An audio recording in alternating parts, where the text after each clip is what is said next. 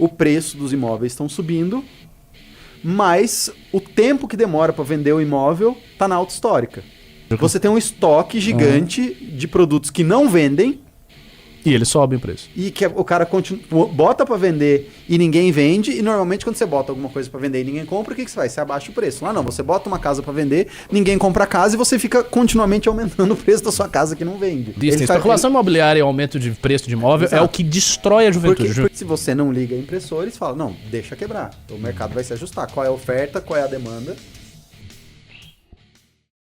Do que o Brasil é o eterno país do futuro. E isso é totalmente diferente. Deixa eu contar uma história. Eu tenho um amigo bem próximo, que eu conheço há quase, sei lá, 20 anos da minha vida. Era jovem quando eu conheci. E ele trabalhou numa dessas fundações indianas, Fundação Infinity, do Rajiv Malhotra, que é uma fundação ligada à RSS, grande lá, enfim. E ele falava de como eram as palestras, as discussões internas, o que eles faziam.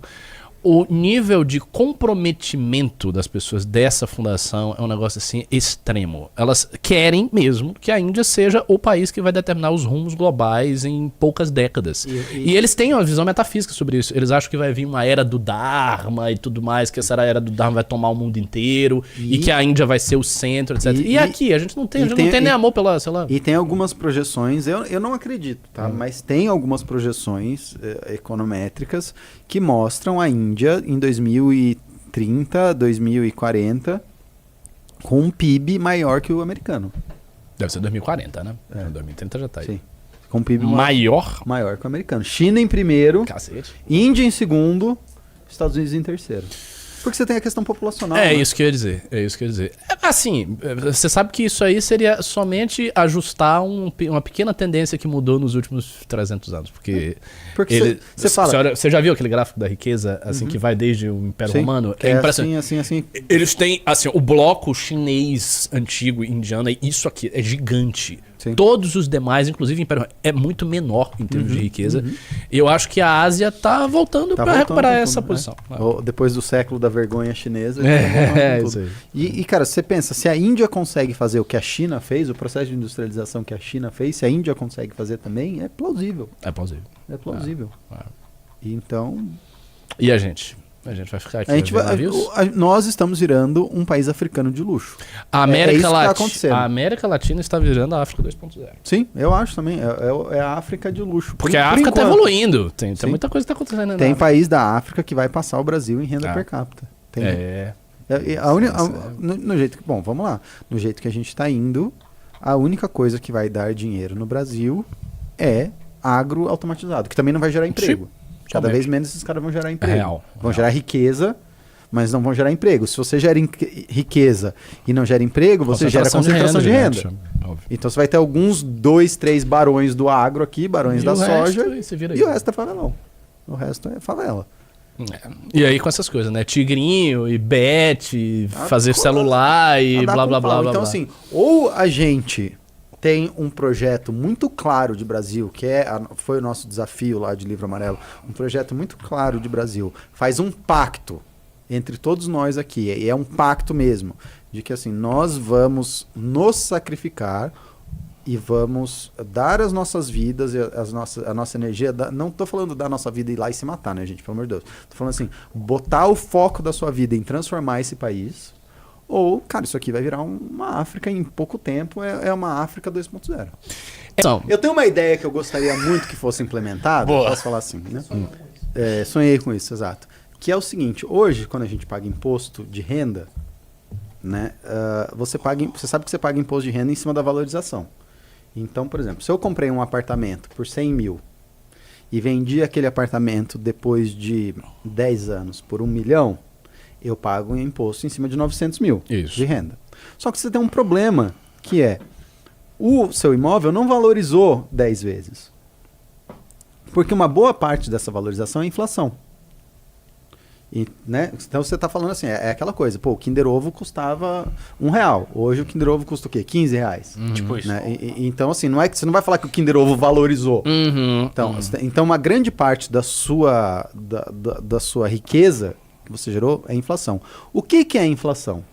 Inflação é um roubo disfarçado. É um imposto disfarçado, né? É um imposto que ninguém sente. Então você está falando que você está pagando imposto em cima de um imposto que já tiraram do seu bolso. É como se fosse uma bitributação.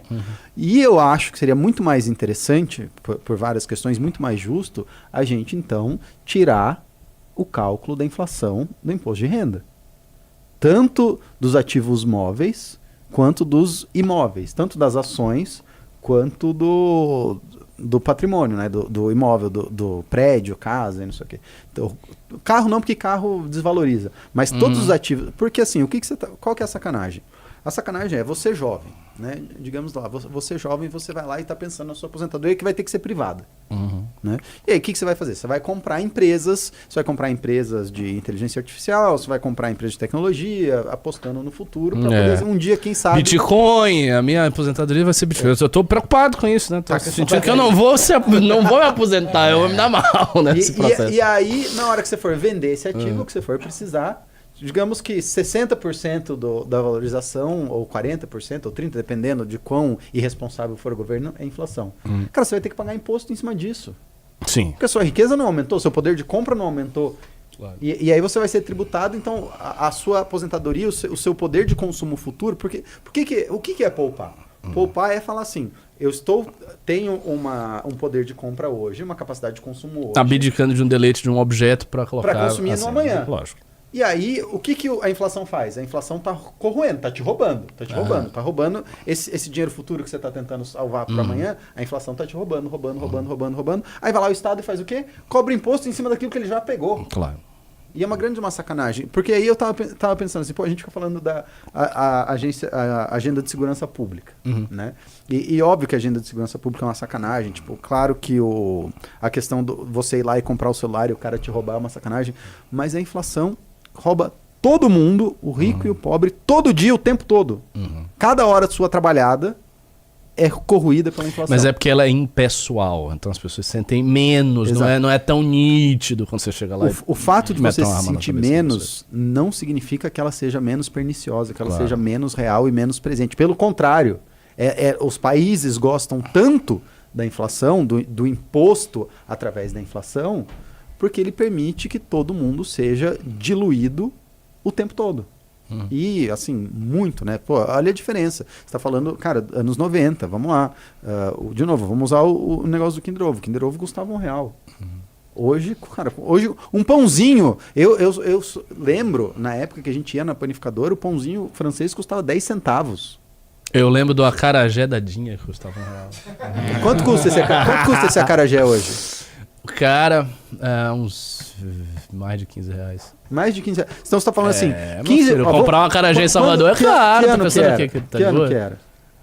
Foi logo quando... Anos 90? 94, logo no início 94. Do real. O início do real foi glorioso. Eu me lembro disso, era criança, eu via as coisas, era muito barato. Então, digamos que você tem... Era R$1, cara. Se você tivesse comprado uma casa lá na Bahia nessa época, 15 vezes a inflação do acarajé. Super barato. 15 vezes... Tinha, obviamente, valorizado. Você falar que a sua casa valorizou 20 vezes, 15...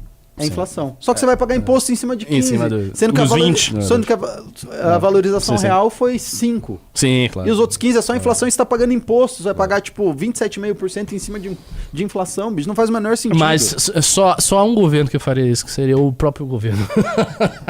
da própria missão. Nenhum outro admitiria uma perda de tributação como essa. Não é tão grande, tá? Não é? Não é tão grande. Não é tão grande porque a maior parte da arrecadação brasileira não é imposto de renda. É verdade. É consumo. Verdade.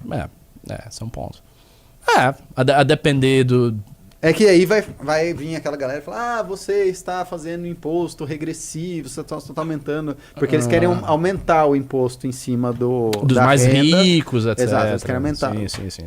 Que, assim, é óbvio que o imposto sobre o consumo tem vários problemas e não sei o quê, mas eu não acho que só jogar para renda também seja o melhor, né?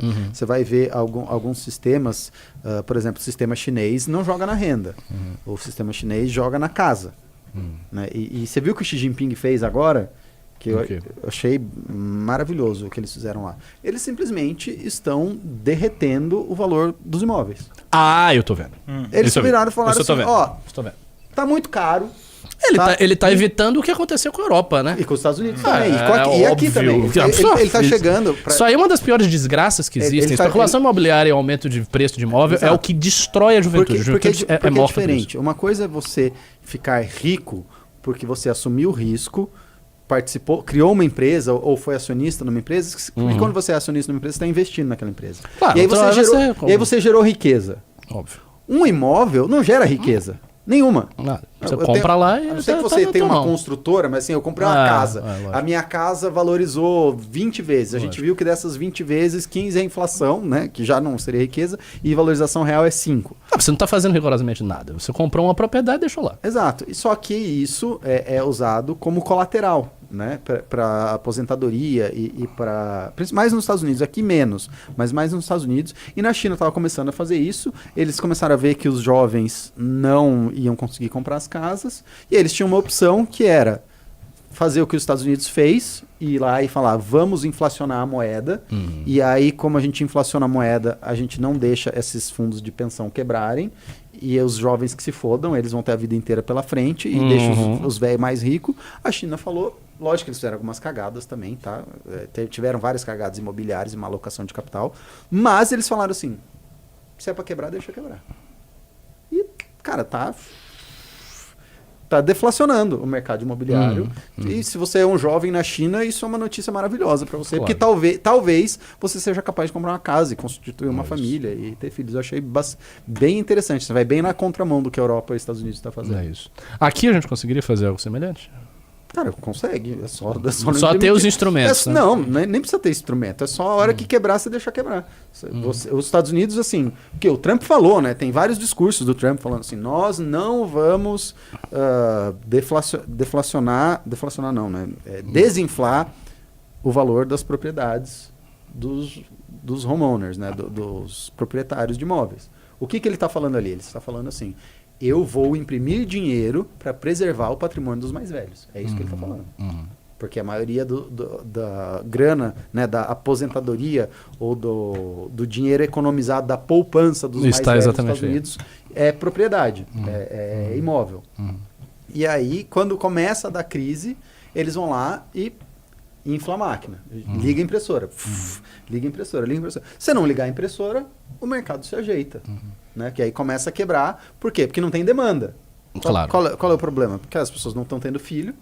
Se não tem filho, não tem demanda por novas casas. A não ser que os velhos vão começar a ter 10 casas. Porque, assim, geralmente quem tem 10 casas, tem 10 casas para alugar. Claro. Mas se não tem gente nova para alugar a casa, o preço cai. Por que o preço não cai? Porque aí você liga a impressora, injeta liquidez no mercado, aí vem um monte de fundo que tem um monte de liquidez, não tem o que fazer com essa liquidez, começa a entrar num leilão para comprar a propriedade. Simplesmente porque, como está sempre subindo e sempre sobe, então eu boto no balanço do meu fundo aqui e vou ficando rico sem fazer nada, perder de vista, entendeu? Se você não liga a impressora, eles falam, não, deixa quebrar, o mercado vai se ajustar. Qual é a oferta, qual é a demanda? Tanto que você tem alguns dados completamente bizarros nos Estados Unidos, que assim, o preço dos imóveis estão subindo, mas o tempo que demora para vender o imóvel está na alta histórica. Então, se você tem completamente antimercadológico. Você tem um estoque gigante de produtos que não vendem. E eles sobem o preço. E que o cara bota para vender e ninguém vende. E normalmente quando você bota alguma coisa para vender e ninguém compra, o que você faz? Você abaixa o preço. Lá não, você bota uma casa para vender, ninguém compra a casa e você fica continuamente aumentando o preço da sua casa que não vende. Porque o vizinho tá valorizando, vem o agente lá e fica reprecificando tudo para cima, entendeu? Então é surreal. Pra juventude é a melhor coisa que tem. Porque assim, cara, não faz sentido. Não faz... Você pega a taxa de natalidade brasileira, né? E fala que agora, pela primeira vez, a gente vai ter pessoas de 14 anos, menos gente de 14 anos no Brasil do que com mais 60. Então tem mais pessoas de 60 anos no Brasil, mais do que 14 menos. Por que imóvel é caro? Lógico. Você está falando demanda futura. Essas pessoas de 14 anos, os velhos já têm casa. Essas pessoas de 14 anos que vão comprar casas novas daqui a 6 anos, daqui a 15 anos. 20 anos, 26, né? Em tese, não conseguem comprar com 26, mas deveriam ser. Então você está falando que a demanda por casa, se não tem filho, a demanda por casa futura é cada vez menor. É lógico que ele tem que diminuir o preço. Então o preço, né, era para diminuir. O mercado financeiro tem que antecipar a tendência. Por que o mercado financeiro não abaixa? Porque a liquidez está aumentando. Né? E conforme você vai jogando mais dinheiro, esse dinheiro tem que escoar para algum lugar. Porque ninguém é otário. O que o cara que tem dinheiro fala? O cara que tem lá, pensa assim, eu sou um fundo, né? Eu tenho 100 mil reais. Vamos diminuir para ficar fácil a conta. Eu tenho 100 reais no banco, né? No meu fundo. Aí o governo imprimiu mais 100. Eu falo, opa, meus 100 reais agora vale 50. Se eu ficar com meus 50 reais e o governo imprimir mais 100, vai valer 25. Então o que eu faço? Eu preciso botar esse dinheiro em alguma coisa. Vou botar o quê? O que o governo não consegue imprimir? Ah, não consegue imprimir em casa, então vou botar em casa. Plum. Foi lá e botou em casa. E aí, como tá todo mundo fazendo isso, aí o governo imprimiu mais 50, vou pegar os outros 50, opa, tenho mais 100 agora, que acabou de sair da impressora aqui fresquinho, se eu ficar com ele na mão vai virar 50. Opa, pluf, foi lá e comprei outra casa. E isso gera uma pressão, né, dessa especulação versus você, coitado, que está trabalhando. Enquanto você só tem a sua força de trabalho para gerar a sua receita, que você vai tentar comprar um bem finito como uma casa, do outro lado tem um fundo que tem acesso a um dinheiro que acabou de ser impresso e não liga para a inflação e que está lá competindo com você, entendeu? Que é uma sacanagem. É tipo o Tinder, né? Aquela coisa do Pareto 80-20 do Tinder, sim, só que em vez de ser com mulheres, né? Com a sua tem lá o Shed, o Stuhlberg, o Shed Stuhlberg, o bichão tá lá, meu. Pega dinheiro direto do Banco Central e vai jogando aí, ó, É isso mesmo, o Shed Stuhlberg, o Betinha, o jovem universitário. O Betinha é o jovem universitário. O Betinha tá lá, precisa de uma casa, precisa de uma casa. É uma sacanagem. Então o segredo é basicamente você limitar a oferta monetária. Você limita, segurar a oferta monetária. Segura e já foi. Porra, já seria um belo avanço. Eu gostaria de botar alguns limites na capacidade inflacionária do Brasil. Não sei como fazer, teria que entender mais, né? Principalmente porque economia sempre tem o problema da externalidade, né? Que é o seguinte, você sempre quer mexer, você mexe numa coisinha e tem uma série de desdobramentos. Mas eu entendo... Isso não está previsto no livro amarelo. A gente não tem nada falando diretamente sobre isso. Eu entendo que... algum controle sobre inflação, ainda mais no Brasil, que é um país que tem uma tradição inflacionária. Uma coisa é você ser a Suíça. Sim, e aí, foda-se. Isso é verdade. Tipo assim, um projeto de lei desse, por exemplo, de você tirar Agora, você não acha que depois do Plano Real, a questão da inflação ela foi relativamente contida aqui no Brasil? Não. Não, vamos lá. É que a inflação é sempre uma curva, né? Sim. Então, assim... Mas era muito mais acentuado antes, muito mais. Não, bizarramente mais. A geração dos nossos pais... Era coisa de inflação argentina. Eu lembro. A inflação acumulada dos anos, acho que 70 para 80 é tipo, sei lá, bilhões por cento. É absurdo. Eu lembro quando eu era criança... E acho que é uma das coisas que eu gosto de... Tinha aquele negócio do ágio, né? Todo mundo tinha que ver o ágio para comprar carro. De finanças... Eu me lembro disso quando eu era criança. De economia, eu lembro que eu era criancinha, isso nos anos 80, lá, 87, 88, eu sou de 83, né? Devia ter meus 6, 7 anos lá. E eu ficava olhando. Eu ficava olhando a inflação porque, assim... Aqui, mas eu queria ter muito feito uma reclamação de geração Z pro Deiro sobre imóveis. Diga. É rapidinho. Manda. Tipo, é que eu tava conversando com meu amigo, né? A gente tem mais ou menos a mesma idade, ele tem 28, eu tenho 29. O que eu vejo é o seguinte, não para de subir de prédio, como você disse, fundo de investimento, entrando com dinheiro e tal. O aluguel não para de subir e a gente não tem como comprar porque a visão que eu tenho, né? Não sei, pode estar errado. Tem muita especulação imobiliária em cima. E o jovem que está tentando comprar alguma coisa, o meu salário, só para ter uma ideia, em 2018 como estagiário era 1.800. E passou 10 anos, os salários de estagiários continuam o mesmo, mas o poder de compra diminuiu muito. Claro. Tipo, parece que... aí você me diz o que você acha dessa discussão, dessa ideia, não vou falar proposta, né? Que a gente fala assim, cara, e se a gente só taxar quem tem mais de um imóvel no CPF? Porque aí, tipo, você quebra a galera, você desincentiva os caras a a comprar mais imóveis, sabe? Não, você Poxa, não eu vai não quero isso não. Eu você tenho não vai mais de imóvel no meu CPF. Você não vai Cala a boca aí, não quero não. desincentivar o cara a ter mais de um imóvel. Você vai incentivar ele a abrir uma PJ e botar todos os imóveis numa Correto. PJ. É. Ele vai driblar o CAF, velho. Acabou de... Mas tá, estenda o seu exemplo. Agora é pessoa física, PJ, tudo. Você vai atrás do cara. É, você vai atrás, mano.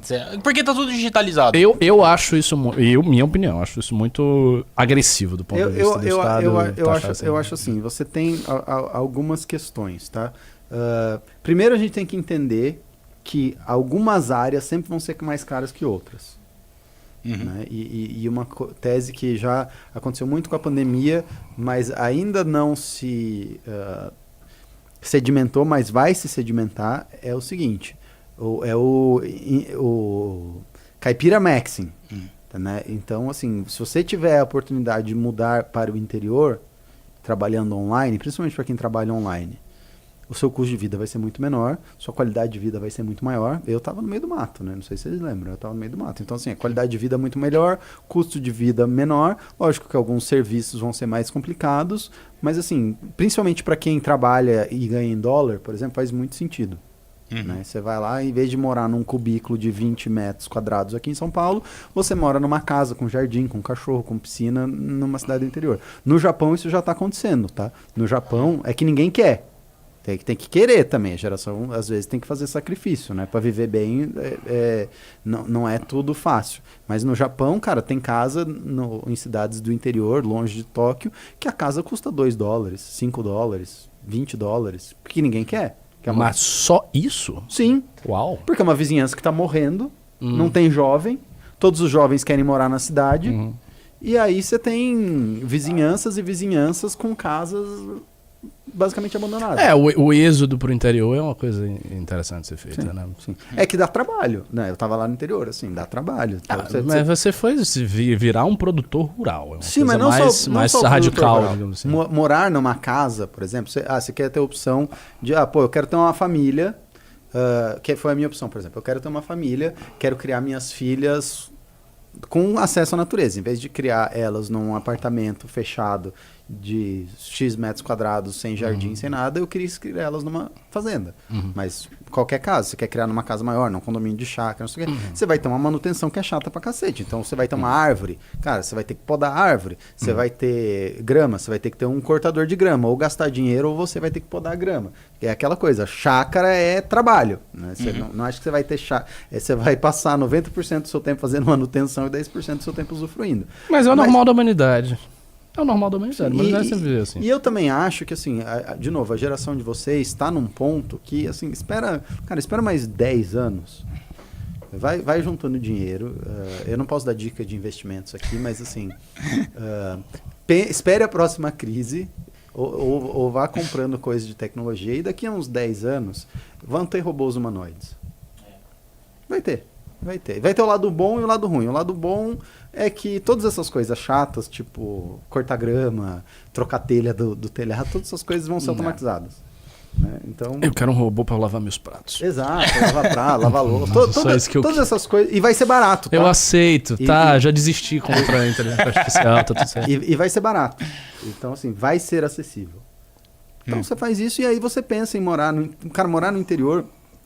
Eu acho que vai valer muito a pena. Cada vez mais vai valer muito a pena, porque você vai conseguir ter uma área verde, você vai conseguir ter um espaço maior. E se você conseguir convencer alguns amigos e fazer uma comunidade e morar lá, o problema vai ser gerar renda. Tá? O problema não vai ser qualidade de vida, o problema vai ser renda. O problema da geração de vocês é renda. Como vocês vão conseguir ganhar a mais do que a renda mínima universal, do que o Bolsa Família de todo mundo.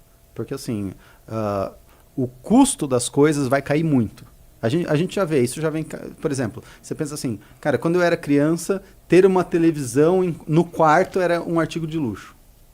Hoje em dia você vai num barraco, numa favela, o cara tem 3 televisões dentro do barraco. Tem uma televisão tela plana dentro do barraco. Então, assim, todas essas coisas, todos esses bens de consumo tecnológicos vão ficar cada vez mais baratos.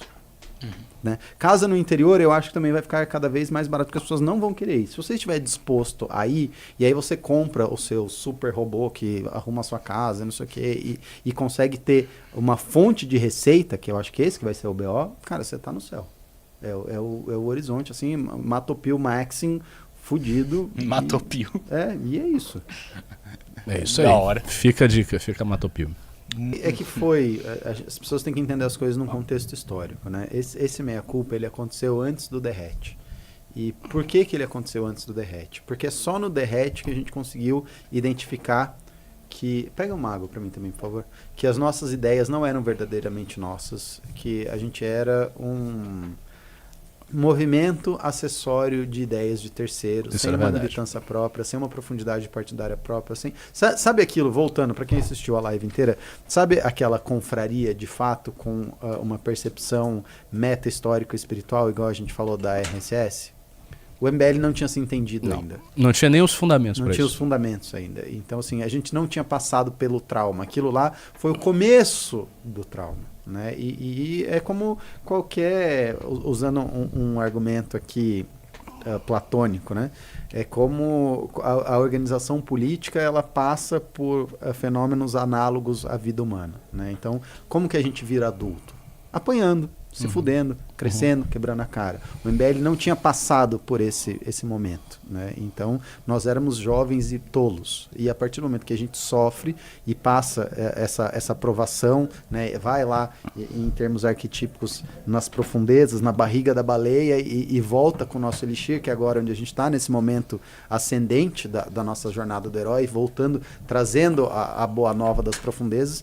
Por isso que a gente consegue hoje estar tão conciso, ter um partido, ter uma militância unificada, ter um projeto de país e todas essas coisas, porque nós passamos por esse trauma. Nesse momento histórico, a gente não tinha passado por isso ainda, e a gente estava lá, experimentando coisas, sendo jovem e testando as nossas possibilidades, sem nenhum tipo de amarras das vicissitudes da vida que formam homens e não meninos. O Guido mandou R$20. Alguém pede, pelo amor de Deus, para o Renan começar um ciclo. Texto mais Deca, mais primo. E para ele treinar todo dia. Ele tá ficando com o rosto magro e com a energia baixa. Ele chegaria ao debate com um shape de respeito. Olha Pô, aí, ele não tá mano. com energia baixa. Você tá magro. De abaixo. Ele tá com um cabeção de monjaro, mas... Ele tá... Pô, eu vi a última live dele aqui, quando ele começou a esculachar o Flávio, eu falei, cara, esse cara vai trucidar o Flávio no debate, mano. Esse cara vai... Quando ele começou a falar vagabundo. Nossa, o vagabundo. Foi primoroso, assim, desculpa. Você é Ele vagabundo, não baixa tá a com bola, energia vagabundo. baixa. Ele só tá cabeçudo. O texto tá alto, rapaziada. Thiago mandou R$20. Como é excelente ver duas pessoas inteligentes conversando, uma surra de conhecimento. Uma surra de Deveria ter conhecimento, muito engraçado. mais gente assistindo. Não, obrigado pelo elogio. Agora, uma surra de conhecimento foi uma expressão engraçada. Fico lembrando de tá com um livro assim, tá pá, toma, seu maldito. Toma aí, Platão na sua cara. Acabaram. Acabou? É isso. É isso. Eu tava com saudade, professor Pô, Ricardo. eu também. Muito bom. Muito legal essa conversa aqui. Muito obrigado pela audiência de vocês. Muito obrigado pela presença. Obrigado. Põe do meu Pedro. Insta pra galera É isso, seguir aí. Joga aí o Insta do Se Pedro. alguém, pelo amor de Deus, 2026, se alguém ainda não me segue dessa live, pelo amor de Deus, por favor. Vocês estão cometendo um grave erro. Sigam o Pedro. Sigam. Vou Põe meu... spamar aqui. Isso, põe meu YouTube também, que já que estamos no YouTube, fiz um canal novo do YouTube, porque lá eu posso falar livremente da gincana. Aí sim. Lá eu sou livre, desimpedido para falar de coisas Mashallah, da gincana. mashallah. Faço lives também. Aqui. Esse aí, por favor. Então, galerinha, se vocês ainda, essa altura do campeonato, não me seguem, me sigam, por favor, porque logo mais a gincana vai chegar e quero estar com vocês nela. Você tá animado, nervoso? Qual é o seu sentimento? Cara, sempre dá uma ansiedade, né? Mas eu tô pilhadão, tô me divertindo fazendo esses Tá legal, vídeos. Assim, eu passo raiva com a meta, né? Faço raiva com a meta, assim, porque toda a chance que a meta tem pra me bloquear de alguma coisa, os caras me bloqueiam. Bicho. É impressionante. Né? A asa negra. Eu tenho um campo magnético anti-tecnologia, né? Tipo, tudo que pode dar errado, dessas porra dá errado. Mas de resto, cara, a galera muito empolgada, eu fico muito feliz, assim, com o pessoal admirando o que eu tô fazendo e vendo o valor, sabe? Tipo, nas coisas, pô, que foda. Eu acho legal lá. E a perspectiva de realmente a gente conseguir montar um time muito legal pro ano que vem para de fato ajudar o Kim Kataguiri. Eu acho assim, cara, um Kim Kataguiri consegue fazer tantas coisas, 10 Kim Kataguiris não é elevado a 10, sabe? Você tem uma questão de É, juro composto, que as pessoas não estão... É geométrico, você aumenta muito. É uma bancada que tá ali, é uma Exato. bancada. É As, outra coisa. as pessoas não estão precificando o que vai ser uma bancada. Não é Kim Kataguiri vezes 10, é vezes 50, vezes 100. E assim, midiaticamente, o quão a gente vai explorar isso? Porque vai ter coisa todo dia. Porque a galera vai trabalhar. O MBL não é Bolsonaro. Então as pessoas vão fazer as coisas. E quem tiver lá e começar a não fazer será muito pressionado. E aí as pessoas vão ter que fazer. E realmente isso vai gerar um fluxo de notícias, de coisa que passou, e projeto de lei, etc. E vocês estão acompanhando. Vocês viram, a gente corta na carne sem o menor pudor. Ah, fulaninho quer fazer propaganda de bet? Tchau. Vai pra casa. Seu lugar não é aqui. Vai pra lá fazer propaganda de bet em outro lugar, entendeu? Então, assim... Vamos conseguir, gente. O futuro glorioso vai vir. É glorioso porque é difícil. É glorioso porque é sacrifício. O brasileiro é um bicho complicado, sim, mas o nosso país já foi muito melhor, já teve valores muito melhores e dá para fazer. É difícil, mas dá para fazer. Nada que é bom é fácil, né? Nada que vale a pena é fácil. A gente só admira os grandes da história porque os caras fizeram coisas hercúleas, coisas muito difíceis. Por isso que até hoje se falam deles, e a nossa pode ser uma geração que os nossos netos, bisnetos, tatranetos falem da nossa geração por conta da nossa glória que virá. Tá bom?